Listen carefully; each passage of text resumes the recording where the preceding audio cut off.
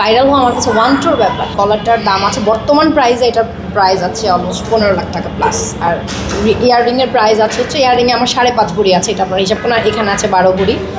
আর আমার এই 2টা আংটি হচ্ছে আমার সবচেয়ে মোস্ট এক্সপেন্সিভ। আমার এই রিংটার দাম হচ্ছে 9.5 লাখ, আর এটার দাম হচ্ছে, এটা অপবিশ্বাস আপুর হাতেও এই রিংটা আছে, ওনাকে দেখে আমি নিয়েছিলাম। এটার দাম হচ্ছে 3.5 লাখ টাকা।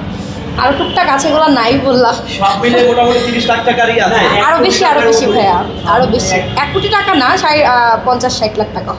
আমি চাই না এই কথাগুলো বলতে, বাট আপনারা ঘুরে ফিরে সেই জায়গায় আসলেন, সেই কথাগুলোই আমার থেকে বের করাইলেন। অ্যাকচুয়ালি চাপা মারার বিষয়টা যদি আসে, যারা আমাকে সোশ্যাল মিডিয়াতে চিনে, আমি কিন্তু একটা সময় হিউজ গয়না পরে ভিডিও করতাম।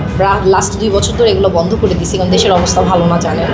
সো আমার আসলে বলার কিছু নাই, শো আপের কিছু নাই। আমার ব্যাপারটা অনেকেই জানে, যারা আমাকে চিনে জানে। আমার টিকটক বলেন, আমার ফেসবুক বলেন, সবাই আমার লাইফস্টাইল সম্পর্কে, ইভেন আমার অর্নামেন্টস বা আমাকে আমার ইন্ডাস্ট্রির অনেকেই বলে যে আমি নাকি গোল্ড